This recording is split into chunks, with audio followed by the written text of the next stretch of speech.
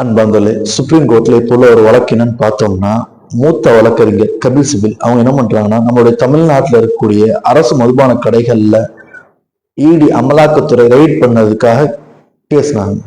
இதுல அவங்க சொல்லக்கூடிய விஷயத்துல அமலாக்கத்துறை என்ன சொல்றாங்கன்னா, 1000 கோடிக்கு மேல நான் முறைகேடு நடந்திருக்கு, டெண்டர் இல்லாததுல இதை இருக்கு, அதுக்கான ஆவணங்கள் எங்கள்கிட்ட இருக்கு அப்படின்னு சொல்லிட்டு அவங்க தலைமையில என்ன பண்றாங்க, சாலிசிட்டர் ஜெனரல் ராஜு பேசுறாப்புல. அப்ப பேசக்கூடிய சமயத்துல இவங்க, அதாவது கபில் சிபில் நம்மளுடைய வழக்கறிஞர் அவங்க என்ன சொல்றாங்கன்னு பாத்தீங்கன்னா, இந்த மாதிரி தமிழ்நாட்டுல மாநிலத்துல அந்த மாதிரி முறைகேடு நடந்திருக்குன்னா அங்க இருக்கக்கூடிய போலீஸ், அங்க உள்ள இருக்கக்கூடிய அதிகாரிகள் நீங்க என்ன பண்ண வேண்டியதா, அவங்கள்ட்ட இதை பற்றி புகார் கொடுக்க வேண்டியது சொல்லக்கூடிய சமயத்துல நாங்க இது சம்பந்தமாக 47 தடவை எஃப்ஐஆர் போடப்பட்டிருக்கு அப்படிங்கிறாங்க.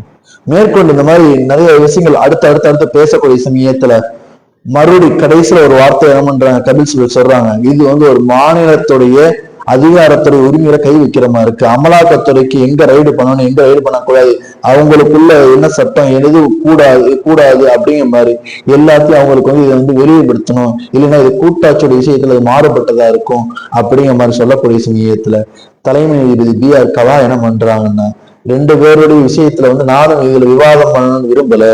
பொதுவா ஆல்ரெடி நான் தற்காலிக தடையோட விஷயத்துல அமலாக்கத்துறைக்கு நாங்க நிப்பாட்டி வச்சிருக்கோம். இப்ப முழுசா சொல்றோம், இந்த விஷயத்துல பொறுத்தவரை மாநிலம் அந்த உரிமைகளுக்கு கொடுக்கப்பட்டிருக்கூடிய அதிகாரம் மாதிரி அவங்களுக்குள்ள அந்த இதுல அவங்க என்னன்னு பாத்துக்கிடுவாங்க. அமலாக்கத்துறைக்கு எது கொடுக்கப்பட்டிருக்கோ அதை மட்டும் பார்க்க வேண்டியது. இந்த இதுல நான் தலையிடாம இருக்கணும் அப்படிங்கிற மாதிரி என்ன பண்றாங்க, ரொம்ப அழகான ஒரு ஜட்ஜ்மெண்ட்டை கொடுத்திருக்காங்க.